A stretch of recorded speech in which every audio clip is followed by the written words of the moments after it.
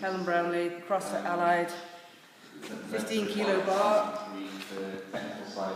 2 by 20 kilo plates, 10, 2.5, 120 kilos, front squat, 15 kilo bar, 15 kilo plates, 2.5, 0.5, 51 kilos.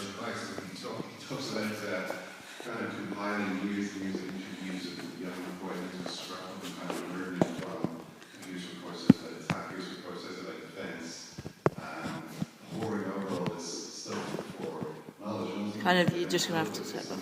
Which is right. Quite a purist interpretation of the old IX experience. Yeah, he's quite a footballing nerd, I think.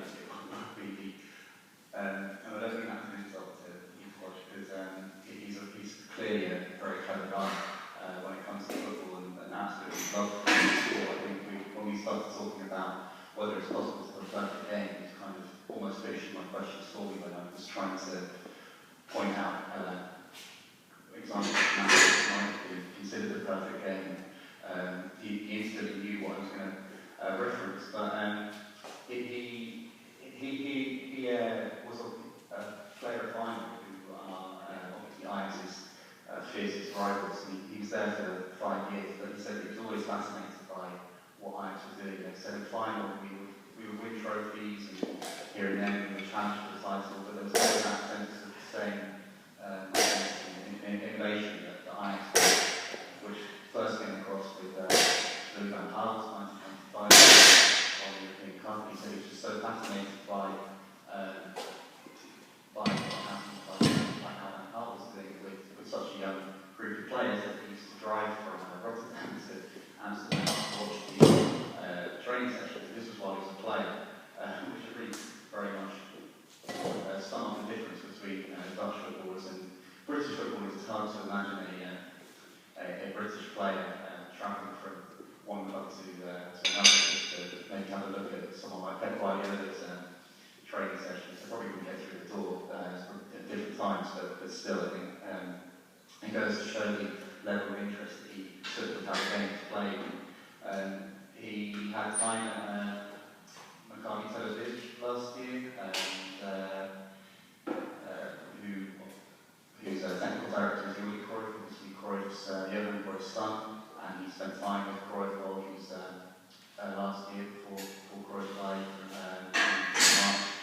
Spent a week with him just to absorb even more knowledge. It said that over the course of 1 week he learned enough for 10 years. But what's interesting about him is that sometimes you can meet these guys who are kind of almost evangelists in the way they talk about football and so curious, so puritanical about it that they think this is the only way and they struggle to get their ideas across. But he's kind of aware that some players just aren't as interested in football as him.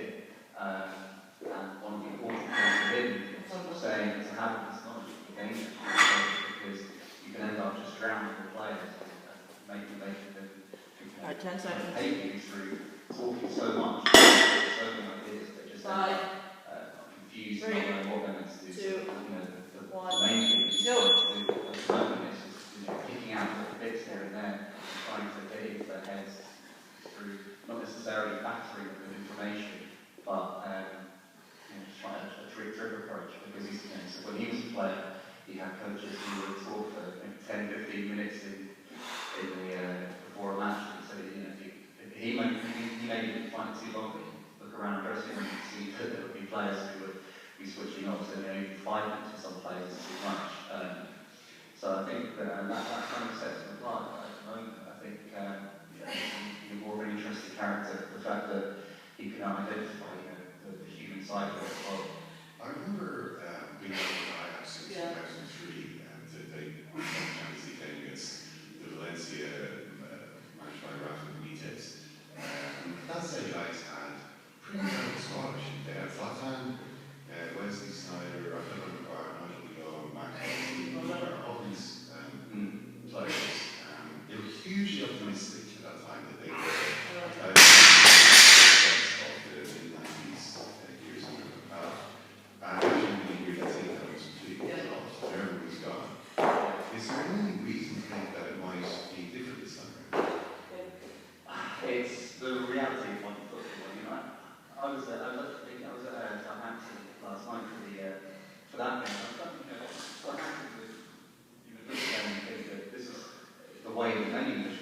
Premier League clubs should be run. And at the same time, it feels like there's this sense of disappointment because they've only been able to take it so far before the big clubs are rushing in, take the manager, take the best players, just kind of hit that ceiling. And I do worry that Ajax might be similar to kind of thing happen to them. I was talking about how in the 90s, hit the line game with the Ball brothers, they were really they were really one of the biggest prizes in football before they had whereas these days it's more like they can use their top players at age 22, 23, and that makes it so hard to keep this going, to maintain that identity and continuity through a team to allow us to I think it's a tragedy, but Van der Sar, you say, can I compete for the Champions League? I don't think that anybody outside of the league, as he put it, playground